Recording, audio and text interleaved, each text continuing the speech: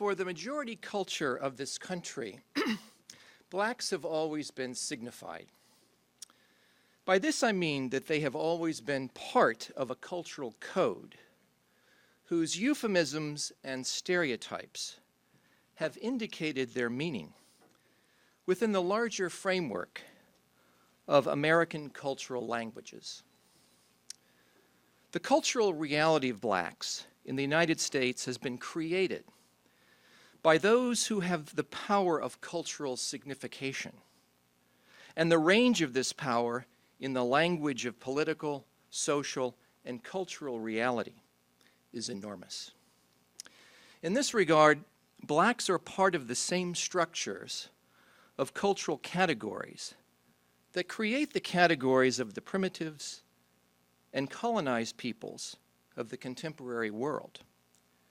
The first official language about such peoples is not a language that they have created, but a language of signification created by others about them. Greetings and good afternoon. My name is Richard Miller. I'm a professor in the Department of Religious Studies, and it's my pleasure to introduce to you the author of those ideas, Professor Charles H. Long, who will be our third plenary speaker. Professor Long is Emeritus Professor from the Department of Religious Studies at the University of California, Santa Barbara. These ideas that I share gesture towards some, but certainly not all, of the ideas and themes that have animated his many contributions to the study of religion. Concerns about power, language, oppression, race, history, and their mutual interactions in American religious history. Professor Long is indeed a fitting speaker for our third presentation, and that he has an extensive engagement with the issues to which we've been devoting our attention thus far. His work spans a 50-year period during which time he has interrogated the premises and boundaries of the history of religion, theory and method in the study of religion, and the promises of religious studies for radical critical thought. Born in Little Rock, Arkansas, Professor Long served in the U.S. Army Air Forces before enrolling at the University of Chicago, where he received a BD and PhD degree.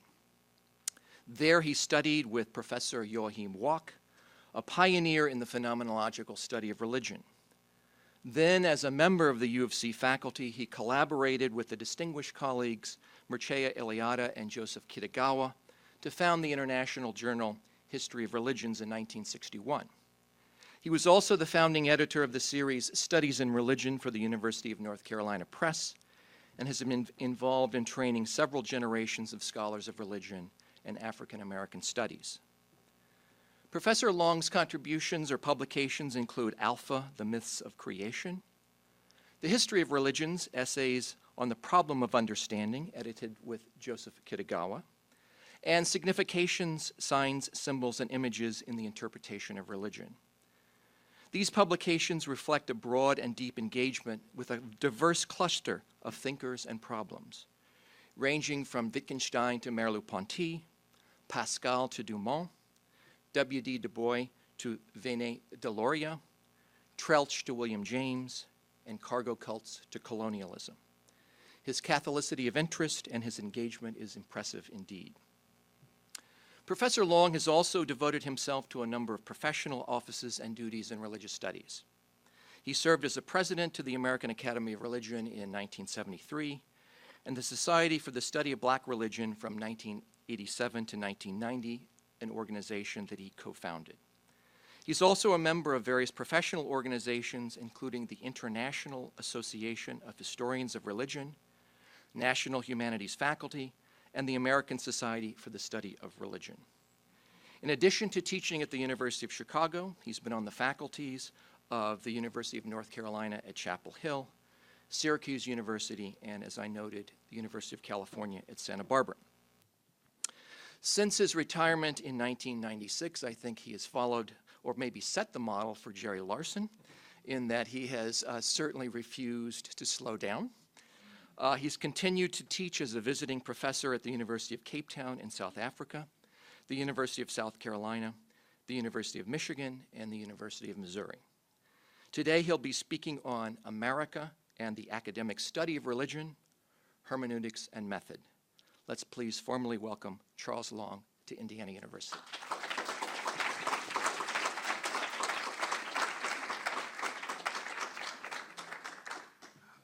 Thank you very much for that introduction. It sounded good to me.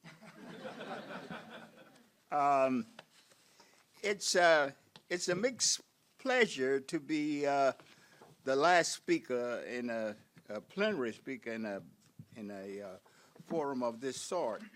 I knew my speech was too long, and I thought that once hearing my colleagues speak, they would give me the right ways to cull it down while I was here. And then I thought that if they had missed something, then I could put it in and so on. But what happened is that they were saying things that I liked. And it was a question of, well, do you still include it or whatever? So I'm going to do the best I can. I'm not going to try to summarize all the speeches, but I will do the best I can. First of all, I want to say something about my background, because I was involved in the founding of three major societies for the academic study of religion in the United States. The American Association for the Study of Religion that met in Chicago for the first time in 1958. And I want to mention the names of people who were part of that. Irwin Goodenough was the first president, Goodenough of Dura Europa's fame. And at that first meeting was Fazlur Rahman, who at that time was from East Pakistan, which is now Bangladesh, Muslim scholar, Marsha Hodson, who was also an American Muslim scholar, Talcott Parsons, the theoretical sociologist, Joe Kitagawa, Mircea Eliade, Thorkel Jacobson, who was the authority on Mesopotamian religion. These are just some of the people who were there. I served on the executive committee of the American Academy of Religion during its founding years from 1970 to 1976, and I was a founding member along with Shelby Rooks, Gerard Wilmore, and James Cone in the founding of the Society for the Study of Black Religion. And of course, I was elected president, as you said, of the American Academy of Religion in 1973. I mention all of this to point out that even though I was involved in founding all of these societies, I was always disappointed because none of them wanted to take the notion of religion seriously as a basis for what they were going to do. It was as if there were already people out there doing all this stuff. They just hadn't been rounded up, see? And even the American Academy of Religion has never really undertaken at the leadership level some kind of serious formal understanding of religion as an umbrella notion under which all these different kinds of people and societies do their thing every year. So that's a real problem. And often the arguments regarding the meaning and nature of religion are ships passing in the dark, because there's nothing in common that any of them have. Who we are and where we do, let me put it another way.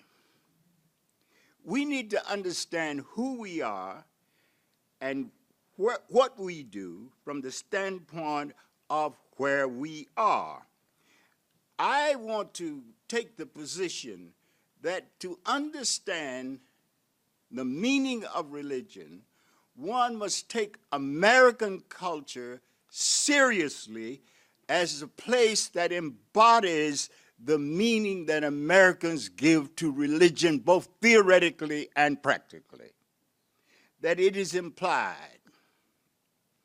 There are two major elements that are part of American culture from its very beginning. One is unstated, but very efficacious and active. The other one is stated explicitly, and neither of them are to be discussed seriously in polite company. One is race, and the other is religion. In the case of race, there is no mention of it in the Constitution. In the Constitutional Convention, it is very clear from all people who have written about it that slavery was talked about almost every day they convened. But there's not the word slave nor slavery in the Constitution. As far as religion is concerned, we have it right up there. First Amendment. Bam. So these two elements, one silence, and the other one stated somewhat explicitly. And that explicit statement has led almost to the same confusion as the unstated silence notion of race. Now, though race was not mentioned, this silence has echoed quite loudly throughout American history and culture. You have only to just think about it. The Fugitive Slave Law of 1850, the Dred Scott decision, Plessy versus Ferguson, Brown versus the Board of Education, Civil Rights Act of 1954, and we can go on and on and on. And so this ubiquity of the meaning of race should have been expected. The historian Ira Berlin, in his book, Many Thousand Gone, which is a study of American slavery in the 17th and 18th century, tells us that there are two kinds of slaves and societies. One is a society that has slaves. That is, the society operates and carries on its business, and part of that business is slaves. But the society could still operate and carry on without them. The other one is a slave society, where the very nature of the society, its cultural languages, its economy, its understanding of itself, is based upon the institution of slavery. Ira Berlin tells us that the United States was a slave society. And therefore, that meaning of slavery, Berlin tells us, influences every aspect of American culture. Every aspect of American culture. Whether it's the relationship between slaves and masters, parents and children, teachers and students, employers or employees, or any other basic relationship within that society is influenced by it. This does not mean that all of these aspects of society have to do with the particularity of slavery, but it means that the meaning of that stylistic modality colors every aspect of the existence of that society. It furthermore means that, as in the case of Plessy versus Ferguson, where you find out that Plessy versus Ferguson later on comes up in law in the slaughterhouse case that had to do with the definition and meaning of corporations in America. They go all the way back to Plessy versus Ferguson for certain kinds of precedents. And so you want to know, what does slavery have to do with corporations? There you go. And the people here in law can tell you how they do that. Now, I want to say another thing that has come from my colleagues who spoke before me. One is, Gary mentioned 1963 as a propitious date. Of course, that's the date of Shempp. But it's also, he told us, when Martin Luther King wrote his letter from a Birmingham jail, when King was assassinated, Kennedy was assassinated, DM was assassinated. I received tenure that year.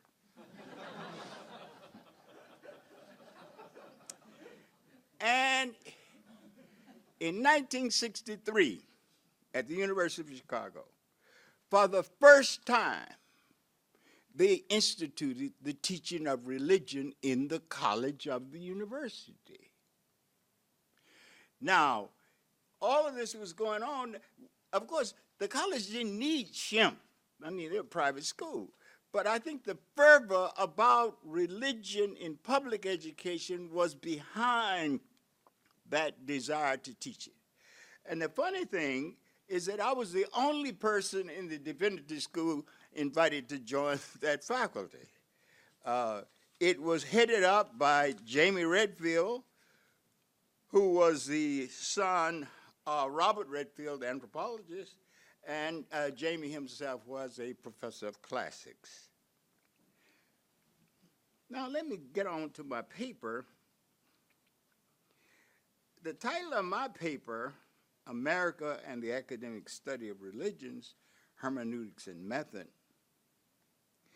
is prompted by concern regarding the structure and nature of those forms of intellectual activities that fall under the umbrella of religious studies, departments of religion, or if you will, as in the case of some Australian universities, departments of studies in religion.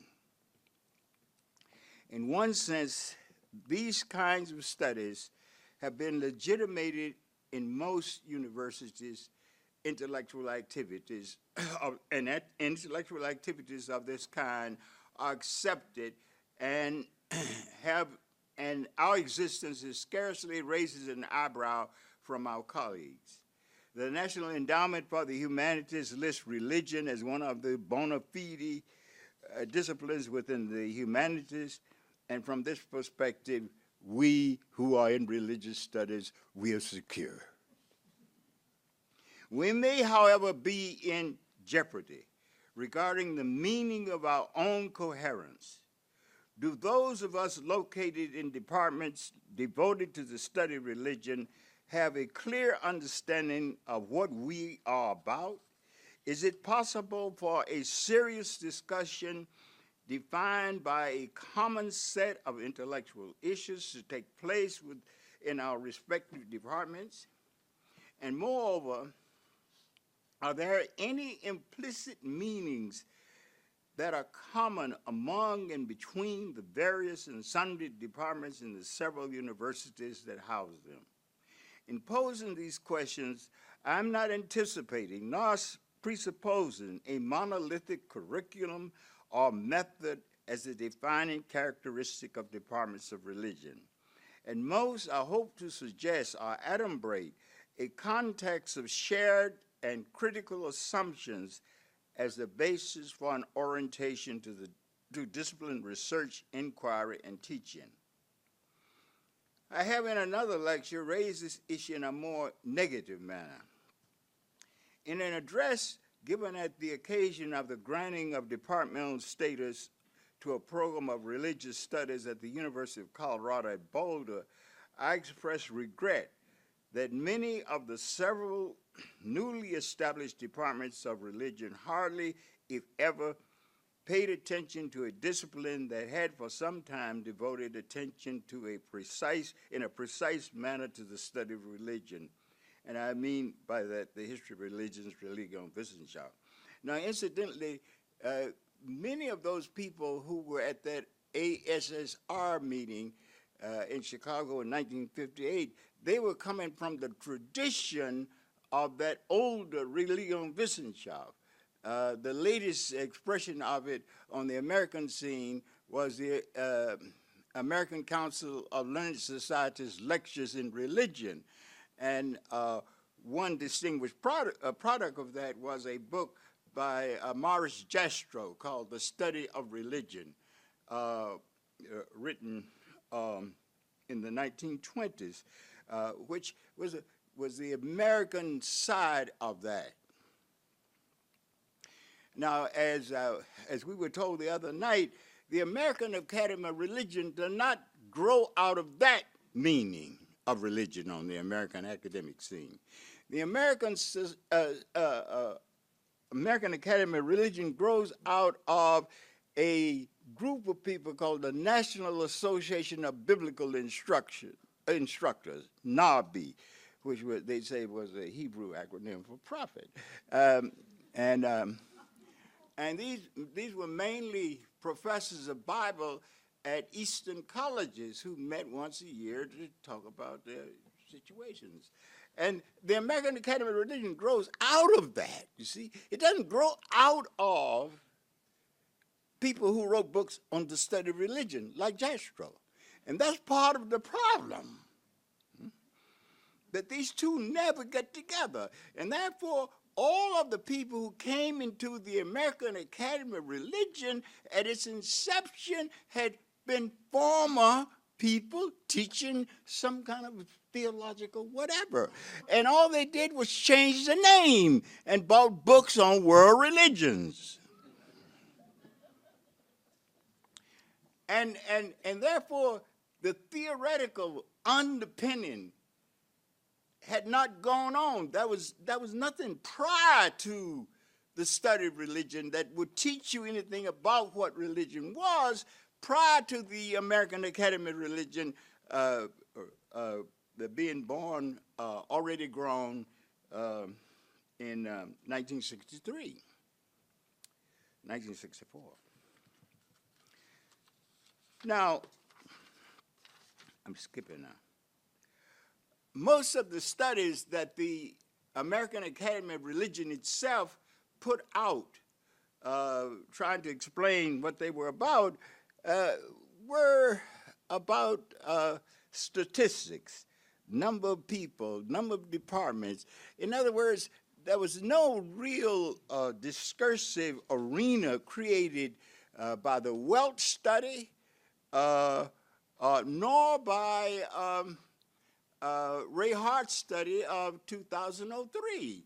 You get a lot of information about the number of departments and so forth and so on, but you never get any discussion of the rationale. Why are we doing all of this? Well, one reason we're doing all of this is because we're successful as a conference, as an organization. I think it's the largest meeting of so-called religious people in the world who take place in the United States. And increasingly, you find people from all over the world coming to this meeting. Now, in one sense, that's nice, but in another sense, it doesn't clarify anything. I'm skipping again.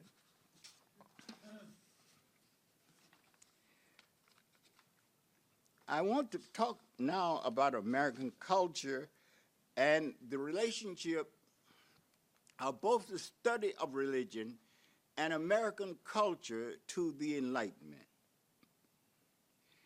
I want to raise that issue with a quote by Ernst Cassirer.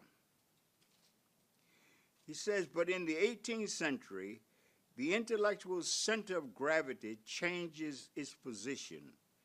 The various fields of knowledge, natural science, history, law, politics, art, gradually withdrew from the domination of traditional metaphysics and theology. They no longer looked to the concept of God for their justification and legitimation. The various sciences themselves now determine the concept on the basis of their specific form. The relation between the concept of God and the concept of truth, morality, law are by no means abandoned, but their direction changes. An exchange of index symbols takes place, as it were. That which formerly had established other concepts now moves into the position of that to be established, and that which hitherto had justified other concepts now finds itself in the position of a concept that needs justification. The Enlightenment heritage, in that quote, the Enlightenment heritage as expressed in the political and cultural formation of the American Republic and people is at the same time the context out of which a tradition is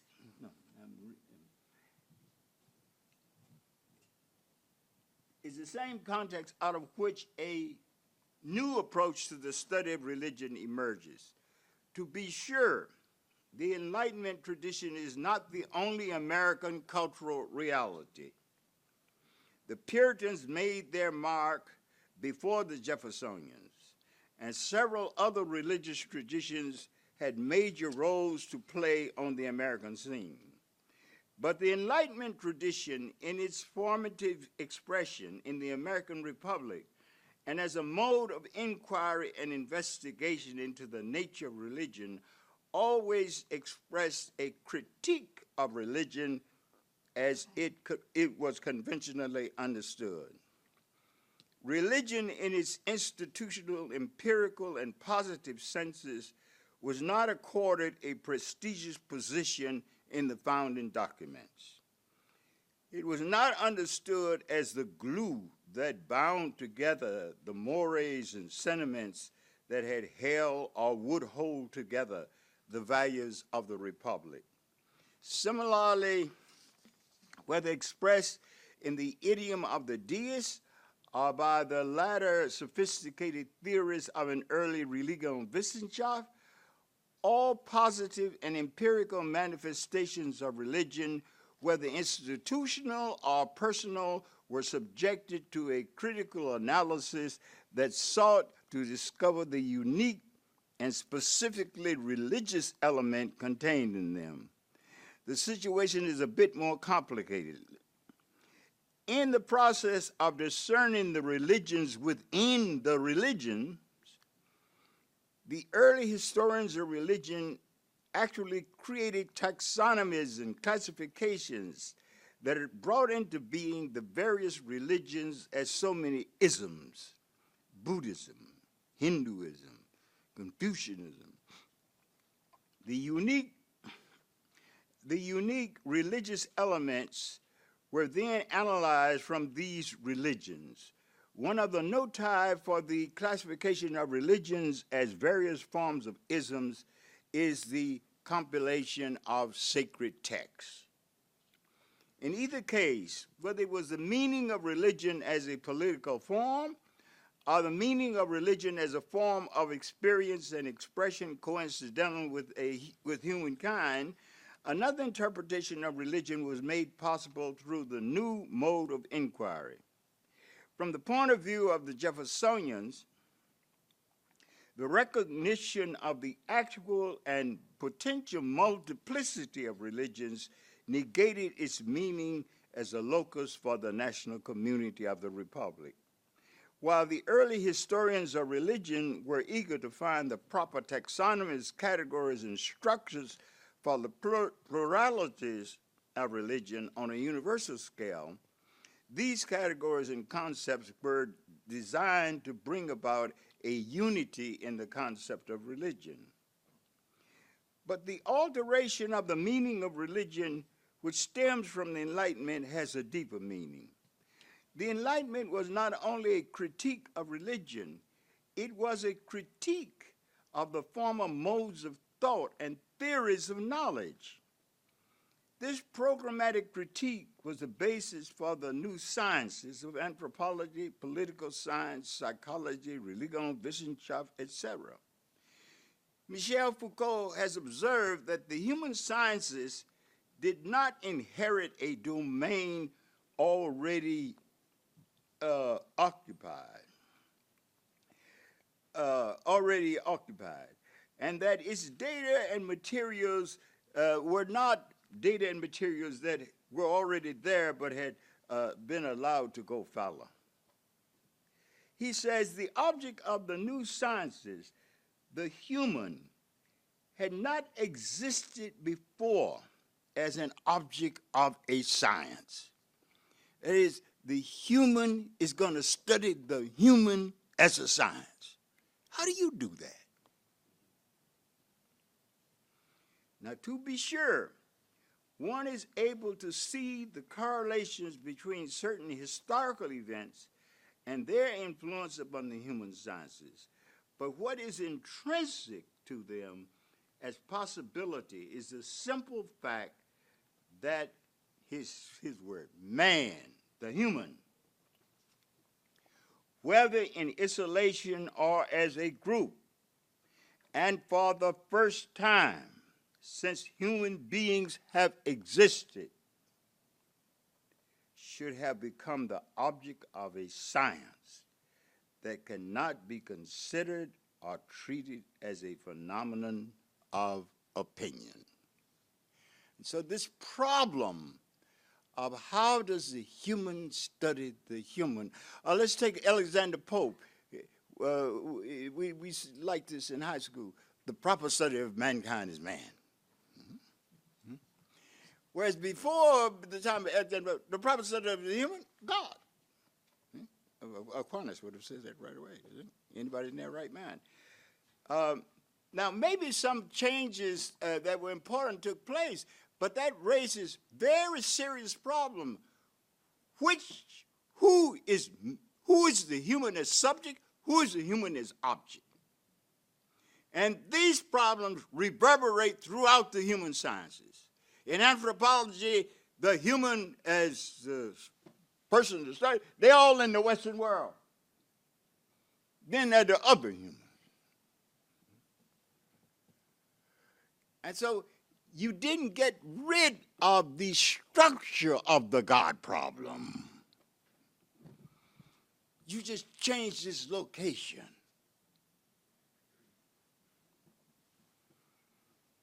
Now, according to Foucault, he says this was an event in the order of knowledge. The new order of knowledge had been matched since the 16th century by a new geographical space, the space of the Americas of the Western Hemisphere, out of which the American Republic was formed.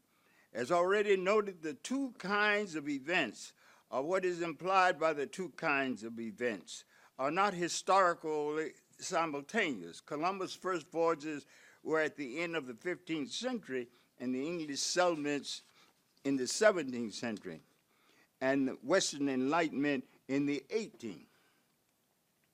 I have nevertheless attempted to bring all these meanings into proximity because they have a bearing upon each other as well as on the issue at hand.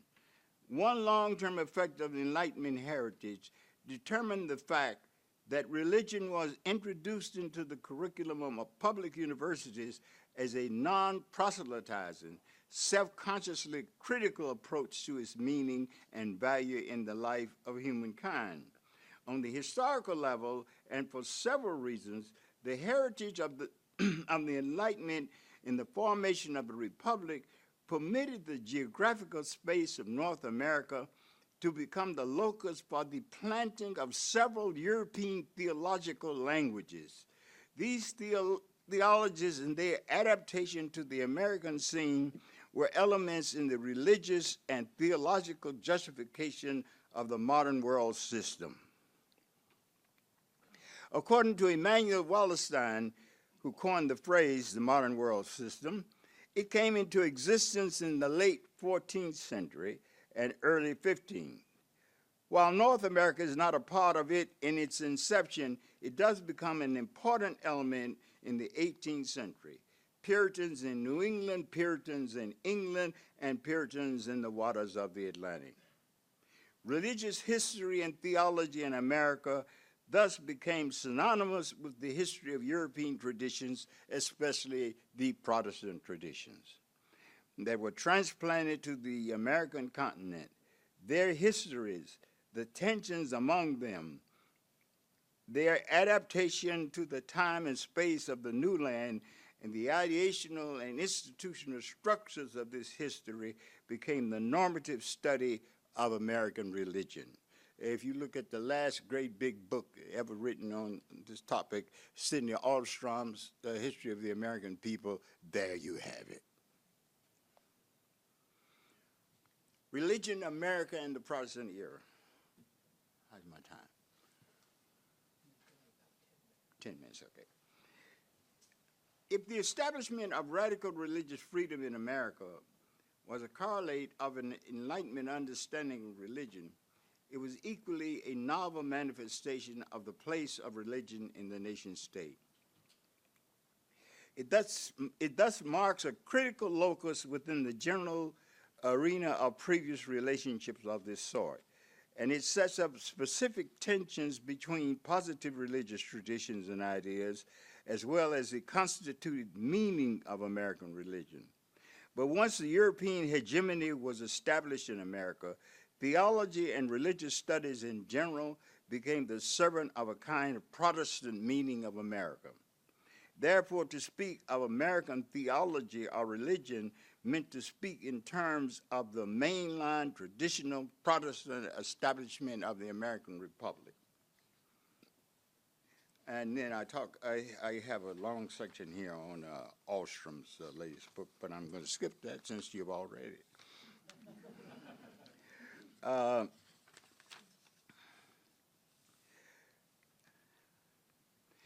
There is, first of all, a certain kind of political mythology that is tied up with America and its meaning of Protestantism and its meaning of religion.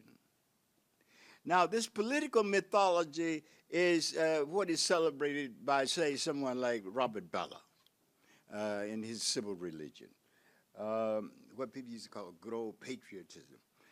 And he celebrates the Declaration of Independence and the Constitution and Abraham Lincoln, especially the second inaugural. It invokes the founding fathers, the celebration of patriotic holy days, the extraordinary rhetoric of leaders who define the national purpose of the Republic.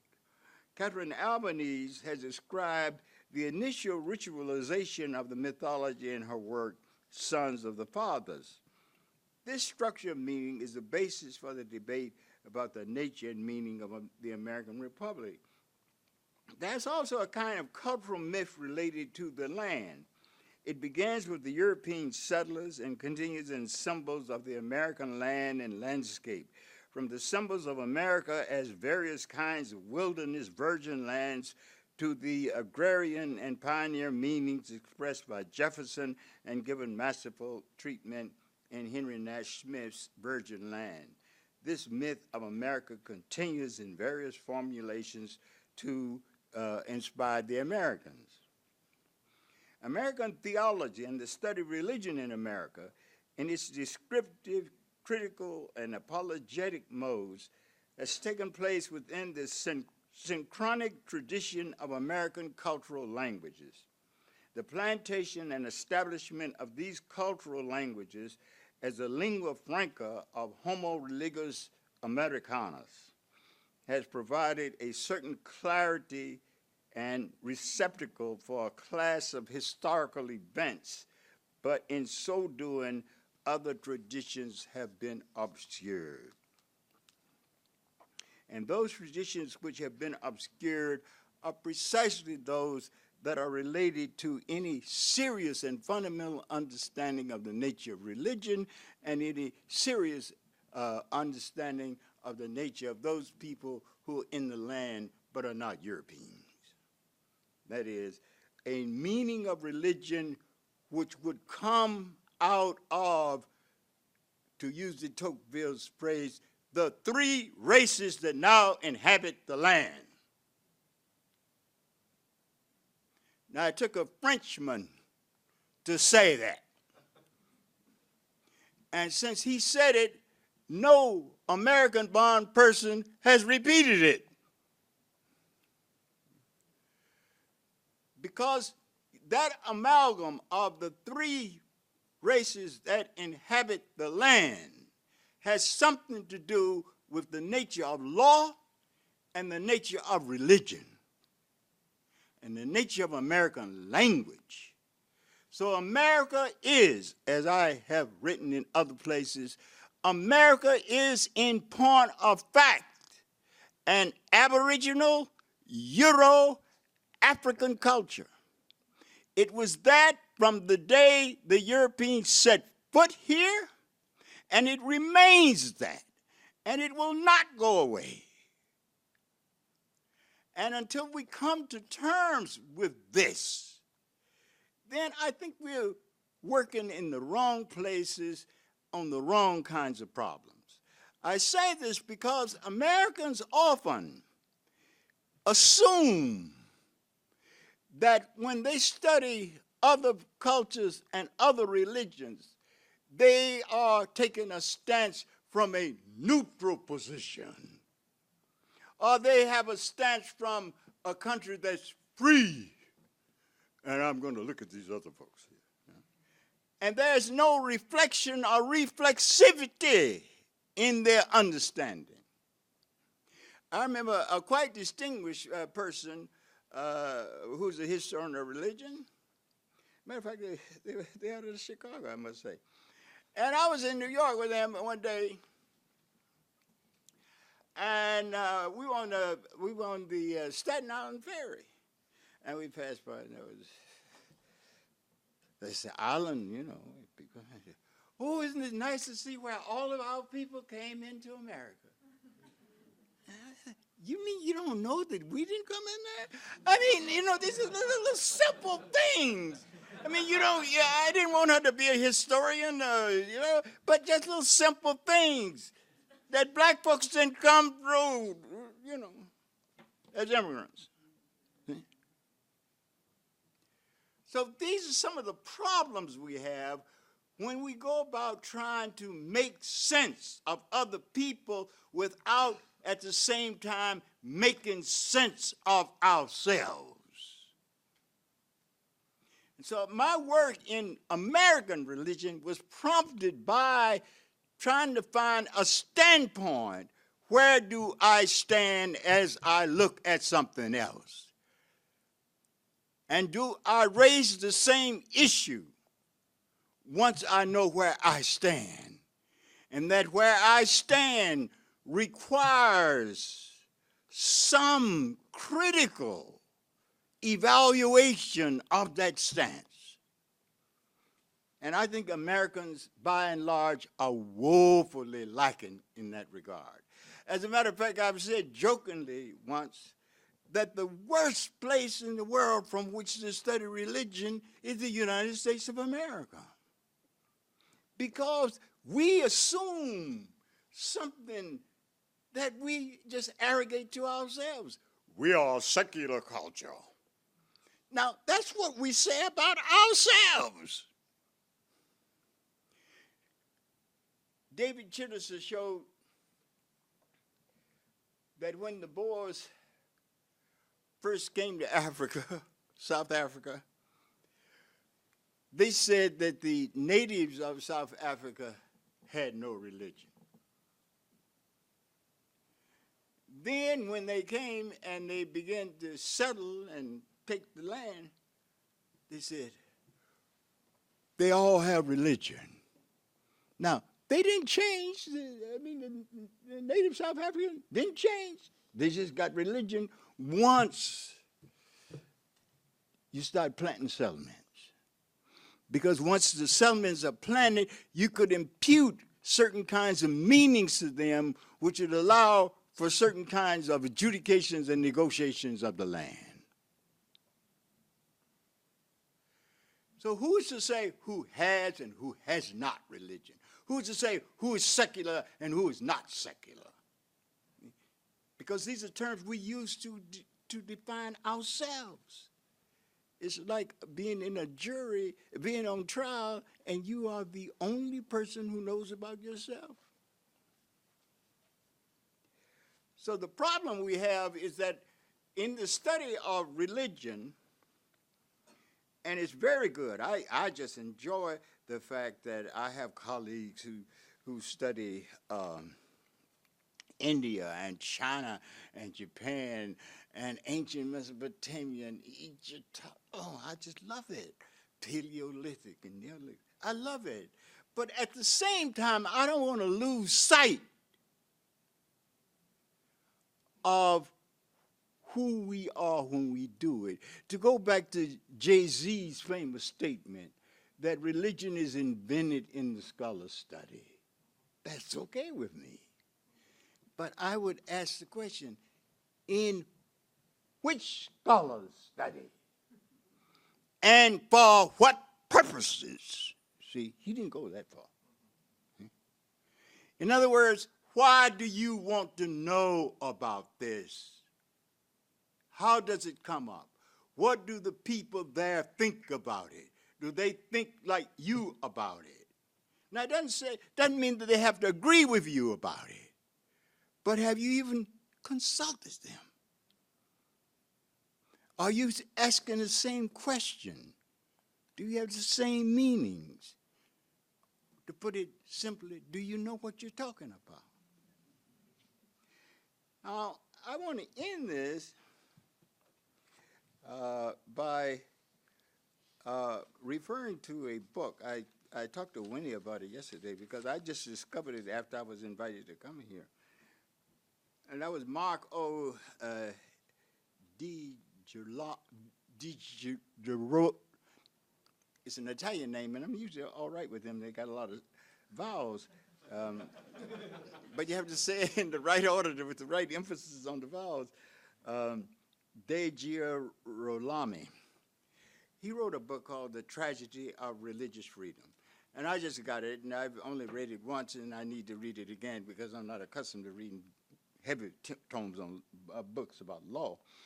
But I like the sense I have of it because, like me, he is trying to place law within the cultural order of America. That is, instead of looking at law as some kind of pure little coherent system, but it's a part of the cultural structure of America. And he makes comments regarding two kinds of ways of looking at culture. A comic way and a tragic way. A comic way, obviously, is, well, in the end, everything's going to come out all right. No matter how it is, it's all going to come out all right.